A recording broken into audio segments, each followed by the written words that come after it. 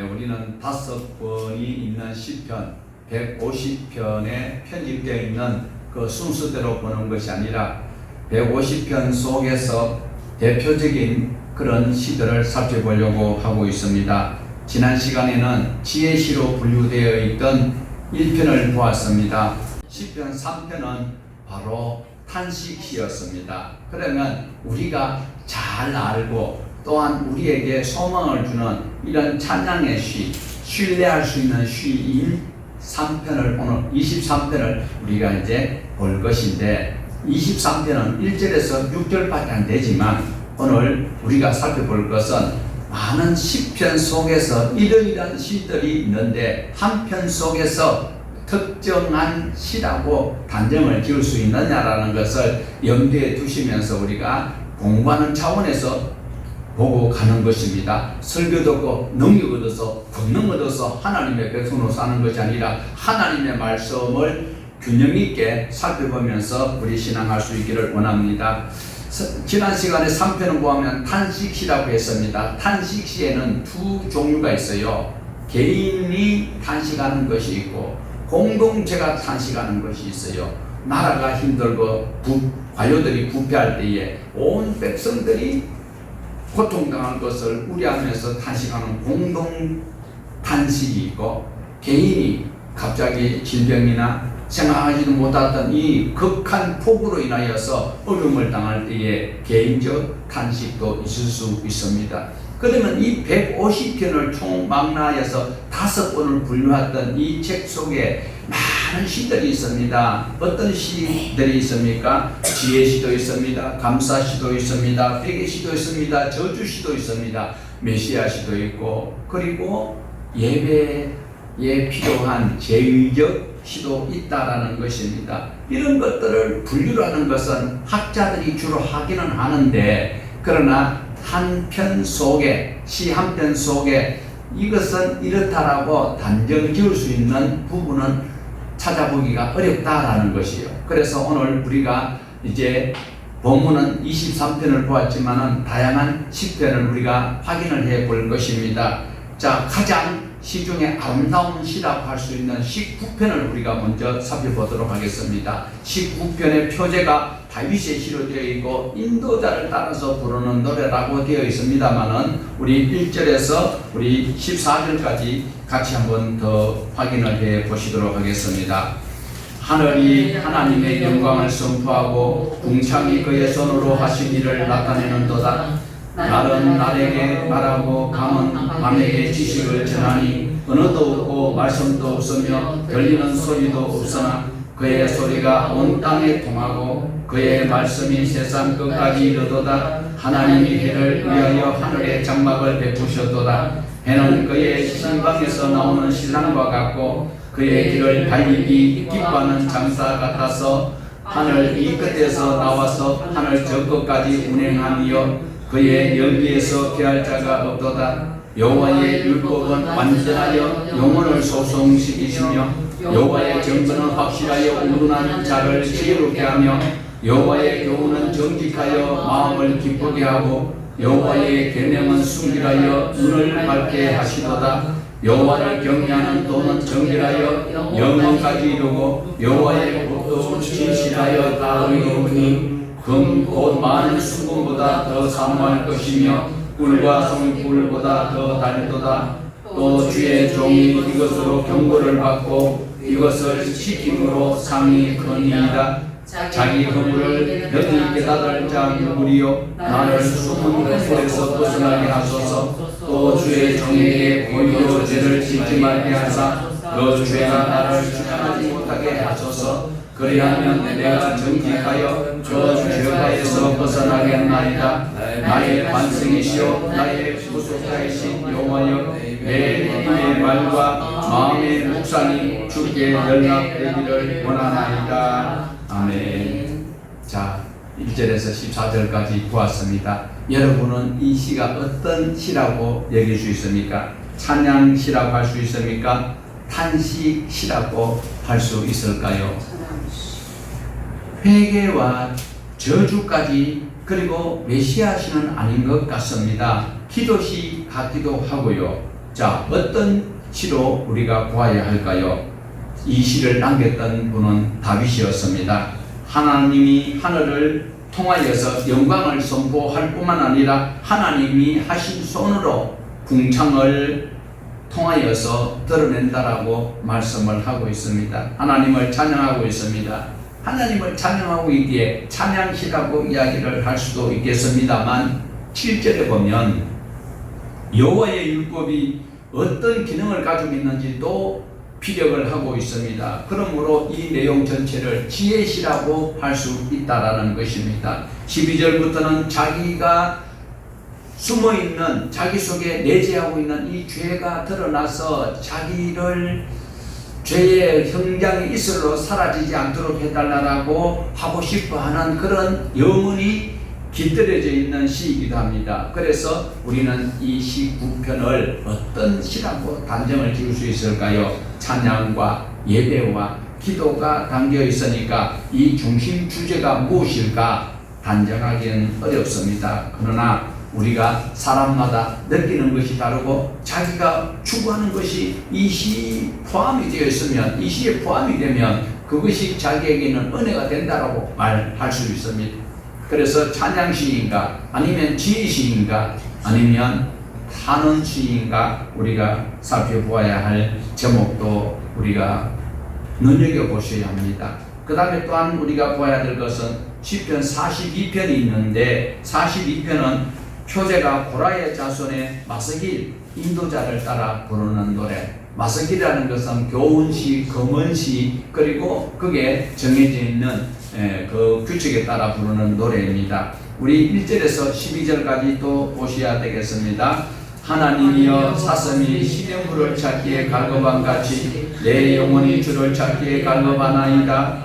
내 영혼이 하나님 곧 살아계신 하나님을 갈망하나니 내가 어느 때에 나아가서 하나님의 얼굴을 배울까. 사람들이 종일 내게 하는 말이 내 하나님이 어디 있느냐 하오니 내 눈물이 주야로 음식이 되었도다. 내가 정의를 지키는 무리와 동행하여 기쁨과 감사의 소리를 내며 그들을 하나님의 집으로 인도하였더니 이제 이 일을 기억하고 내 마음이 상하는도다. 내 영혼아 내가 어찌하여 낙심하며 어찌하여 내 속에서 불안해하는가. 너는 하나님께 소망을 두라. 그가 나타나 도우심으로 말미암아 내가 여전히 찬송하리로다. 내 하나님이여 내 영혼이 내 속에서 낙심됨으로 내가 요단 땅과 헤르몬과 미살 산에서 주를 기억하나이다. 주의 폭포 소리에 깊은 바다가 서로 부르며 주의 모든 파도와 물결이 나를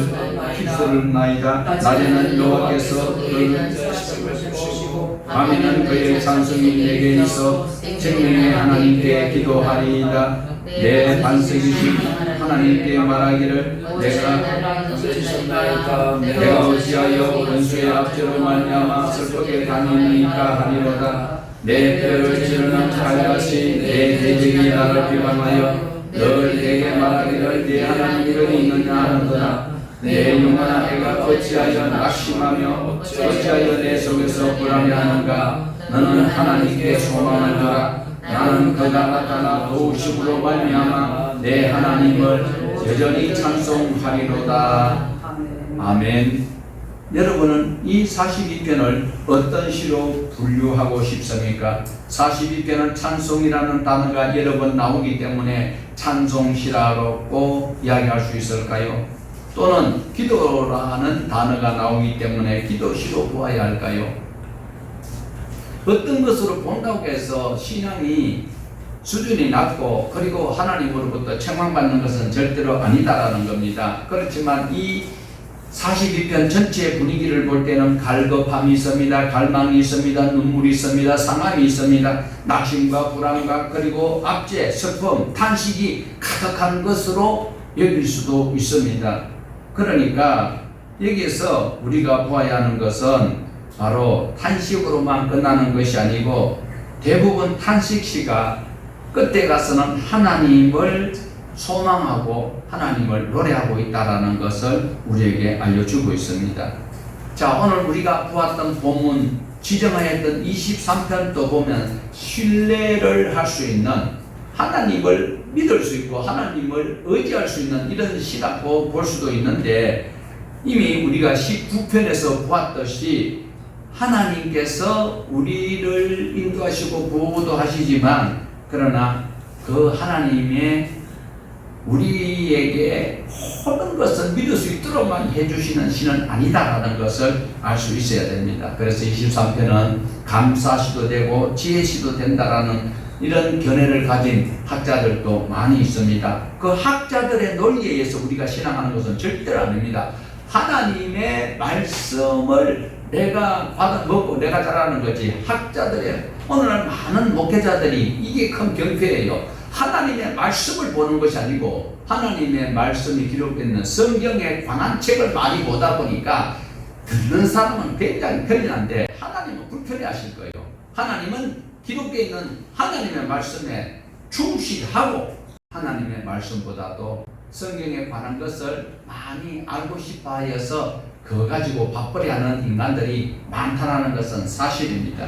자, 그러므로 사람들에게 가장 사랑받고 있는 이 10편, 23편은 바로 여호와는 나의 목자시니 내 평생의 선하심과 인자심이 반드시 나를 따르리니 내가 여호와의 집에 영원히 살리로다 라고 노래를 하고 있습니다. 누구라도 이 시를 읊조리면 기분이 좋아져요.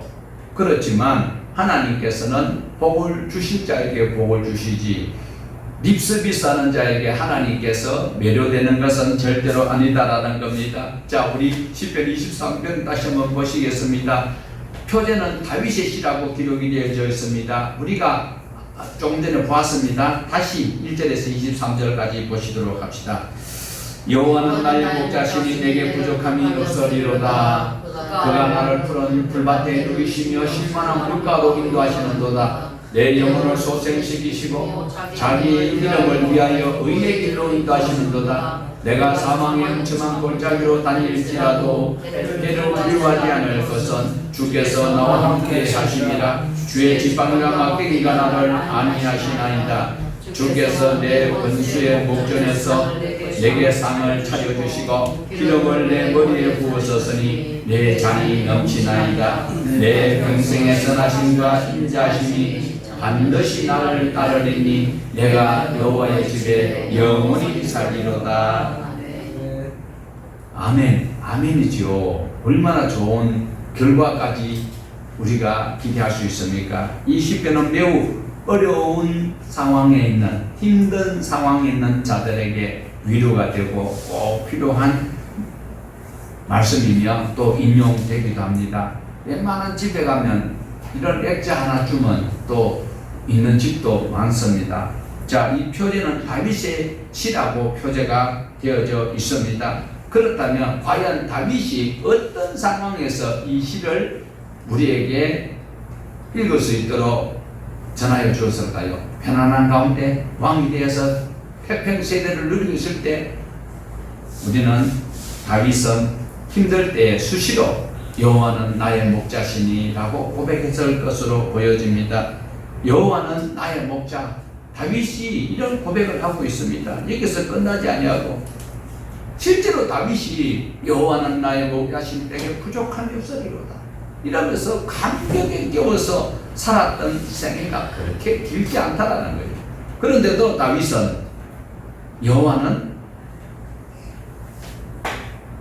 자기에게 부족함이 없도록 채워주시고 인도해주시고 허락하시는 분이심을 고백하고 있습니다. 다윗이 실제로 목자였습니다. 양을 치는 목동이었습니다.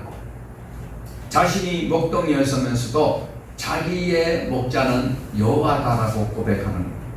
자기가 양을 치고 있는 목자인데도 자기는 양을 치지만 자기의 목자는 여호와시다라고 고백하는 이 신앙의 태도는 우리가 본받아야 된다라는 겁니다. 다윗이 다 훌륭하지만 한 가지 흠결은 있는 것은 사실이잖아요. 우리가 다윗에게 흠물이 한 가지로만 볼 수 없습니다. 신앙적으로 볼 때는 다윗이 자식 교육을 제대로 못 시킨 것이 있어요. 하나님의 말씀을 제대로 교육시키지 못한 것이 제일 큰 악일 수도 있습니다. 윤리적으로는 바세바 사건이 가장 윤리적으로 지적을 받아야 되지만 하나님께서는 19명의 자녀들이 신앙교육을 받은 자가 아무도 없다는 거예요. 솔로몬이 신앙교육 제대로 받았으면 그렇게 타락하지 않을 거예요. 그러나 다윗은 힘든 고비고비마다 자기 생애 속에 자기를 인도하실 분은 여호와 하나님은 자기의 목자라고 노래를 하고 있습니다. 이 다윗의 노래처럼 천년 뒤에 우리 구주 예수님께서 이 땅에 오셔서 하신 말씀은 바로 나는 선한 목자라고 말씀을 하고 있어요. 그것이 바로 요한복음에 있습니다. 우리 요한복음 10장 14절에서 15절까지 보십시다. 나는 선한 목자라. 나는 내 양을 알고 양도 나를 아는 것이 아버지께서 나를 아시고 내가 아버지를 아는 것 같으니 나는 양을 위하여 목숨을 버리노라. 주님께서는 유일하게 우리에게 목자가 되시는 것입니다. 그냥 목자가 아니고 선한 목자이다라는 거예요. 양의 주인이시고 양의 모든 먹거리와 그리고 평안과 이런 것들을 인도해 주시는 목자가 바로 우리 구주 예수님이었습니다. 그리고 주님께서는 나는 양을 위하여 뭘 한다고요? 목숨을 버리노라라고 말씀하고 있습니다. 이런 목자 있을까요? 늑대가 왔어요. 양새끼를 물어가요. 그러면 어떻게? 양이 그 한 마리밖에 없는 것 같으면 최선을 다해서 쫓아가기라도 할 거예요. 그런데 양이 많아. 그 중에 한 마리가 물렸어. 우리 구주 예수님은 그 양을 위해서 목숨을 버리는데 대부분 목자라고 자칭하고 있는 목사들이 자기 교회 성도가 힘들고 어려운데 그게 예수님처럼 목숨 걸고 가는 목사 있습니다. 찾아보려면 협력이 필요하겠지만 오직 성자 하나님이신 예수님만이 선한 목자이십니다.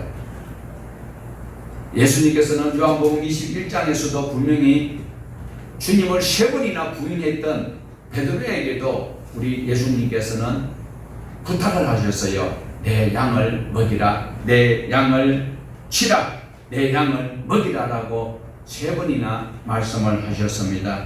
우리 주님께서는 목자로 오셨기 때문에 그리하여서 선한 목자, 양을 위해서 목숨을 버릴 수 있는 목자이신 예수 그리스도가 참 목자이신 것을 우리에게 보여주시면서 베드로에게 내 양을 먹이라, 내 양을 치라, 내 양을 먹이라라고 3번이나 말씀하셨습니다. 그러면 베드로가 이제 목자가 되었을 때에 이 양은 누구 양입니까? 베드로의 양입니까? 예수님의 양입니까? 예수님의 양이다라는 거예요. 내가 맡았다고 해서 내 것이 되면 얼마나 좋을까요? 아니다라는 거예요. 우리는 광의적으로 볼 때에 내 자식, 내 재산, 내 갖가지 기술, 은사, 달란트 이거 다 내 것이라고 여기면 아주 고약한 그리스도인이 되는 거예요. 하나님께서 주신 것이다 라고 고백을 할 수 있는 주님의 양을 베드로가 맡았어요. 그래서 우리 주님께서는 베드로를 처음에 목자로 선택하였지만 이제는 베드로를 통하여서 한 사람을 통하였던 그 많은 목자들이 오늘날 십자가 그늘에서 복음을 전가하는 말씀을 가르치는 자들을 그리고 양들을 훈육할 수 있는 자들, 훈육하는 것에 양육할 수 있을 그런 자들을 목자라고 이야기할 수 있을 것입니다. 실제로는 목자가 아니고 목회자지요. 목자는 글쎄요. 자, 목자 해도 큰 죄 안 됩니다. 하지만 목회자가 목자 나쁜 말 안 합니다. 그렇지만 선한 목자는 누구다? 예수님밖에 없다. 선한 목자는 우리 예수님밖에 없기 때문에 우리는 때로는 자기가 섬기는 교회에 목회자 때문에 시험 들 때 있다 할지라도 섭섭함이 있을 때에도 참 선한 목자 예수님을 바라보면서 극복할 수 있어야 하는 것입니다. 솔직한 고백은 목회자가 주님 앞에 고용된 일꾼입니다. 목자가 아니라 주님이 고용한 일꾼에 불과하다라는 것입니다. 고용된 일꾼은 누구의 뜻대로 집행을 해야 되나요? 주인이 원하는 방향으로 일을 하여야 하는 것입니다. 그런데 오늘날 대부분 고용된 목회자들이 자기 뜻대로 할까요? 주님의 뜻대로 할까요? 자기가 목회 계획을 세워서 청빙하면요, 청빙서기에 목회 계획서를 내려요. 이 교회의 주인은 예수님인데 교회 청빙위원회에서 목회 계획서를 내려요. 주님의 뜻대로 하는가? 목사가 쌈박하고 이 교회 저 교회 저 교회 이 교회 다른 어떤 타 종교에 있는 것까지 전부 다 장점을 발췌하여서 그것을 기가 막힌 방법으로 잘 믹스하여서 제출하면 쌈박하고 능력 있는 주의 종으로 인정받는 타락한 세대가 아닐 수 없습니다. 고용된 일꾼은 주인의 뜻대로 일을 해야 하는 것입니다. 주님께서는 선한 목자와 그리고 삭군을 비교하고 있습니다.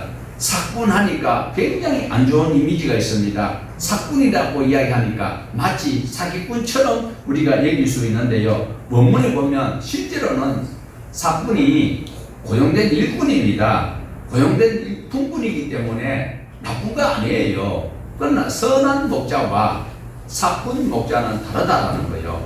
양이 자기 것 같으면 어떻게 해요? 관심이 되겠지요. 그러나 고용된 자는 한계가 있는 것이고 목숨까지는 안 버린다라는 것입니다. 그래서 삭군은 사기꾼이 아닙니다. 그런데 이상하게 오늘날 우리 한국 교회에서 설교자들이 설교하거나 또한 많은 성도들이 알고 있기를 저 목사는 삭군이다 이라면 뭐와 동일하게 사기꾼으로 인정받기 쉬운데 사기꾼이라고 하면 안 됩니다. 사기꾼이 아니고 고용된 일꾼이다. 그래서 삭군이요, 돈만큼 가치 있는 일을 하면 다 한 거예요. 목회자의 목자도 여호와십니다. 목회자는 일꾼입니다. 일꾼은 어떤 일꾼이요? 고용된 일꾼이다라는 것입니다. 누구에게 고용된 일꾼이요? 주님께 고용된 일꾼입니다. 그러면 주님 하라고 하신 것 해야지요. 창세기부터 요한계시록에 있는 성경 한 권도 빼지 아니하고 하나님의 말씀이 이러하다라는 것을 알려줘야 되는데 평생에 듣기 좋은 설교를 이 구절 저 구절 뽑아가지고 이렇게 사는 하나님이 위로해 주십니다. 하나님 그렇게 말씀한 적은 없어요. 하나님의 말씀을 전체를 알고 듣고 지키고 행할 때 하나님께서 복을 주신다라고 말씀을 하고 있습니다. 주님처럼 사명을 감당하는 자가 바로 선한 목자에 고용된 일꾼이 될 수 있습니다. 다윗은 자기를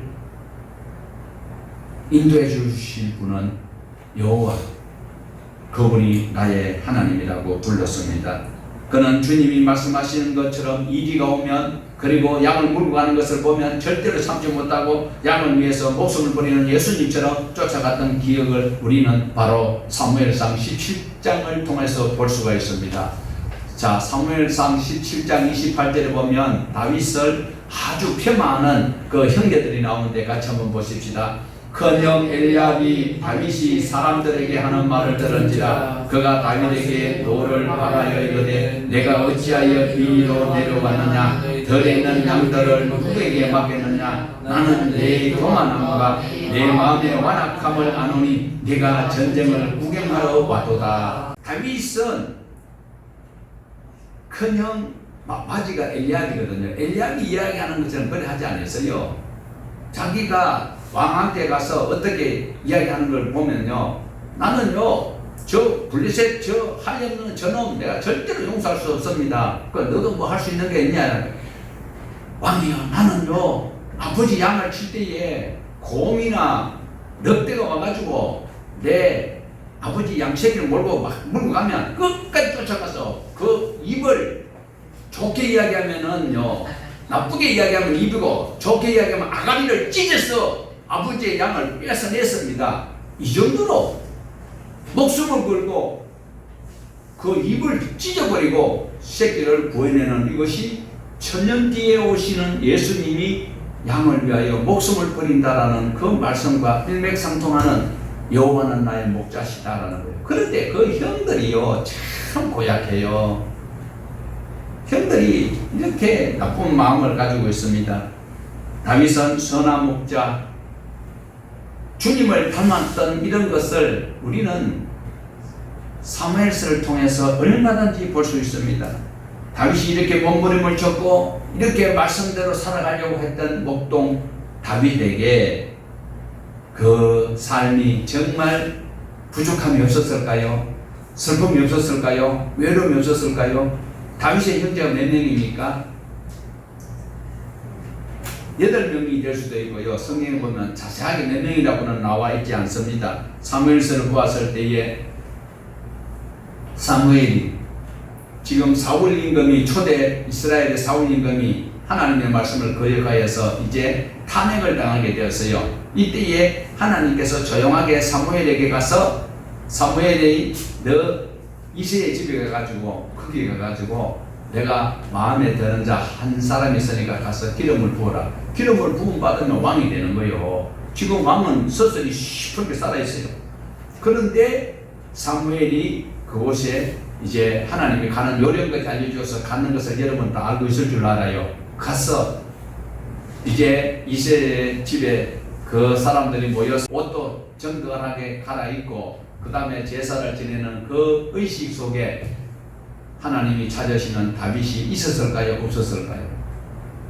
여호와는 나의 목자시니 내게 부족함이 없다라고 고백하는 다윗에게 지금 형님들이 제일 큰 형이 지금 들판에 가서 양을 쳐도 시원찮을 방국에 이 막내 다윗을 양을 치도록 하고 있고 외로워요, 무서워요, 아버지 정이 그리워요, 형들과 같이 있고 싶은 마음이 있어요. 그런데 다윗은 외롭게 양을 치고 있는 이 상황을 그들과 함께하지 못하고 양들과 함께하고 있는 다윗이 노래하는 것이 여호와는 자기의 목자가 되시고 부족함이 없다라고 고백하고 있는데 형님은 핀잔을 주고 있습니다. 참 고약합니다. 너무 고약한 소리 아닐 수 없습니다. 우리 28절 다시 한번 더 보십시다. 커녕 엘리압이 다윗이 사람들에게 하는 말을 들은지라 그가 다윗에게 노를 바라여 이르되 내가 어찌하여 이리로 내려왔느냐 들에 있는 양들을 누구에게 맡겼느냐 나는 내 교만함과 내 마음의 완악함을 아노니 내가 전쟁을 구경하러 왔도다. 형님이 그 아우의 그 흑점이 허물이 보이면 덮어주어야 하는데 그러지 못하고 있습니다.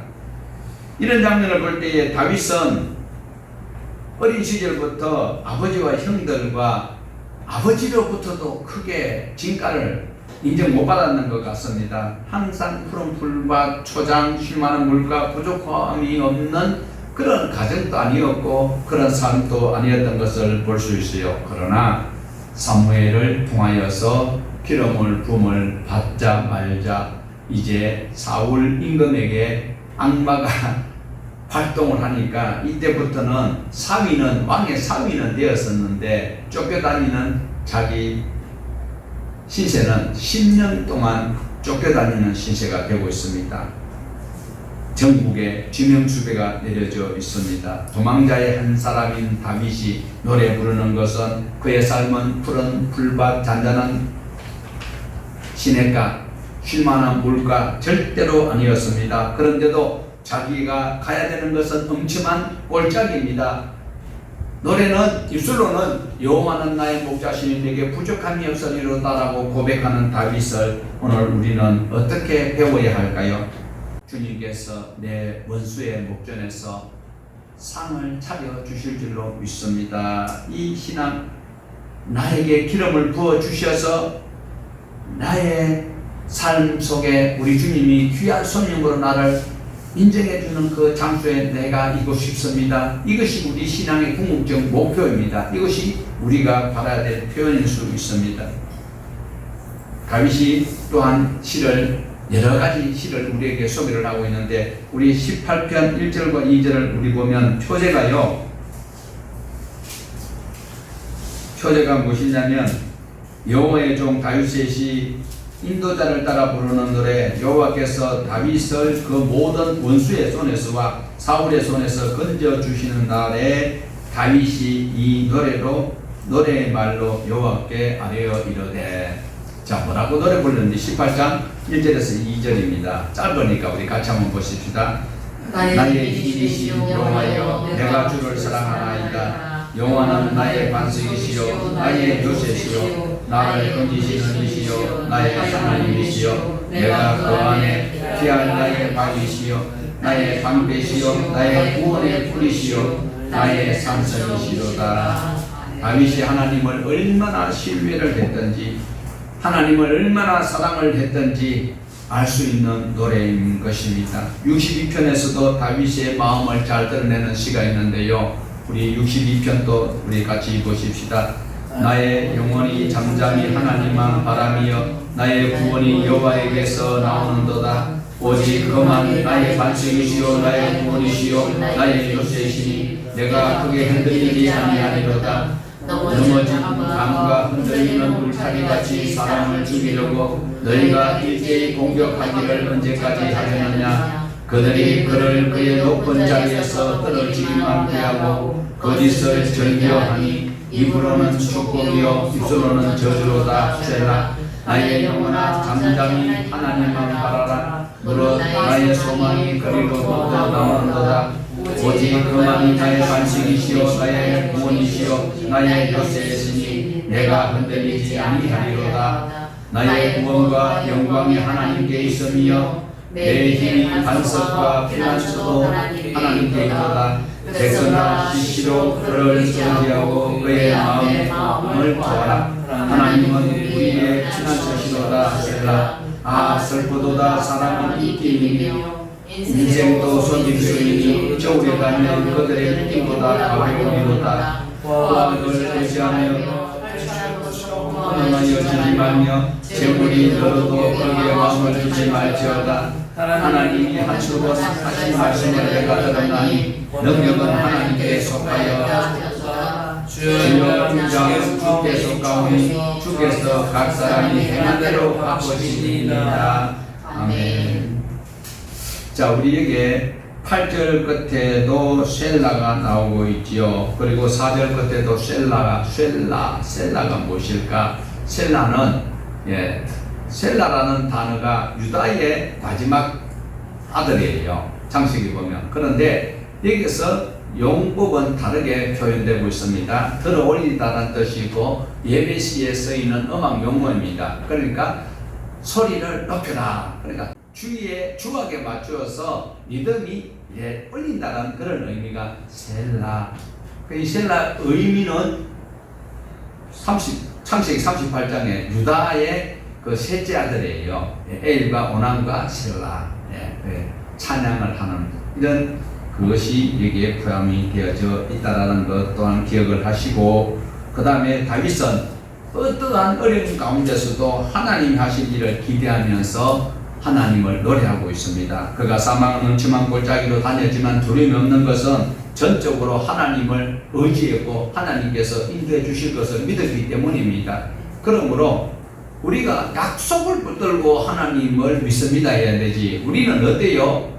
자기의 삶은 그리스도인과 전혀 상관없는 삶을 살고 자기 문제를 해결하기 위해서 교회당에 와가지고 불을 끄고 주여 삼창하고 금식하고 하나님 주실 줄로 믿습니다. 그거는 자기 체면 거는 거예요. 하나님께서 약속하신 약속을 붙들고 그 의의 길로 갈 때 하나님이 다윗이 이 고백할 수 있도록 한 이유가 어디 있어요? 다윗이 지금 도망자입니다.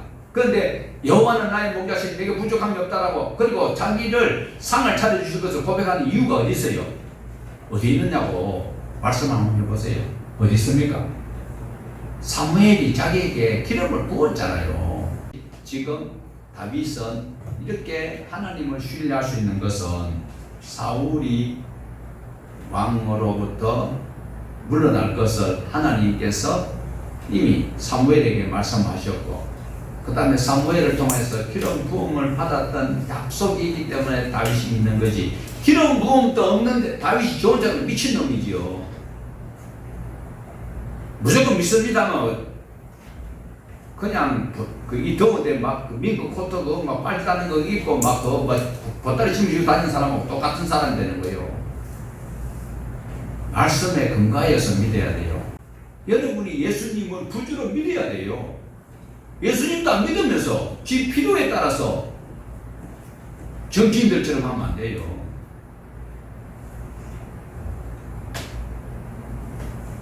어떤 고난 속에서도 다윗은 내 평생의 선하심과 인자심이 반드시 나를 따르리니 내가 여호와의 집에 영원히 살리로다라고 고백할 수 있는 것은 위에 형님들이 7분이 계시지만 자기에게 양을 주고 있는 현장에 있는 자기를 빨리 호출하여서 오라고 해서 갔을 때 기름을 부음 받았던 다윗은 하나님께서 나를 인도해 주시고 허락하실 것을 믿는 거예요. 약속을 믿는 것이에요. 다윗이 고백했던 목자는 바로 우리 구주 예수님이었습니다. 이 땅에 오신 선한 목자, 우리 다시 한번 요한복음 15장 14절에서 15절 보십시다. 너희는 내가 명하는 대로 행하면 곧 나의 친구라. 이제부터는 너희를 종이라 하지 아니하리니 종은 주인이 하는 것을 알지 못함이라. 너희를 친구라 하였노니 내가 내 아버지께 들은 것을 다 너희에게 알게 하였음이니라. 자, 여기에서 여호와는 나의 목자, 목자는 히브리어로 로이입니다. 목자로 번역되는 로이는 라라는 동사에서 온 것입니다. 라. 예. 그 애굽 사람들이 섬기는 라는 또한 태양신인 라라고 하는데 여기서 라는 다른 거예요. 풀을 뜯기다, 먹이다는 뜻도 있지만 사비인다, 친구가 된다라는 뜻도 라가 된다라는 거예요. 그래서 라에 대한 동사에서 파생되어 있는 이것이 레아라는 단어가 있어요. 레아는 친구요, 동무요, 동료요, 이웃이다. 포근하게 선한 목자이신 우리 구주께서는 우리를 친구로 불러주셨다라는 것에 감사해야 합니다. 다윗은 하나님의 마음에 합한 자였습니다. 수많은 절망과 좌절과 위험 가운데 엄청난 사망의 골짜기로 다닐지라도 하나님께서 인도해 주실 것을 자기는 믿었어요. 왜? 자기에게 사무엘 선지자를 통하여 기름을 부었기 때문에 그는 골짜기에서 헤맨다 할지라도 하나님께서 나를 살려주실 것이고 나를 인도해 주실 것을 믿었습니다. 외치고 있습니다. 고통스럽습니다. 아픕니다. 무섭습니다. 외롭습니다. 그런데도 여호와는 나의 목자시니 내게 부족함이 없으리로다. 나와 영원히 함께 하실 것을 고백하는 이 고백이 우리 삶의 현장 속에서 힘듦이 있고 어려움이 있고 외로움이 있고 고통이 있다 할지라도 우리 주님을 다윗처럼 이렇게 시편 23편의 이 고백이 우리의 고백과 우리의 노래가 되기를 주님의 이름으로 축복합니다.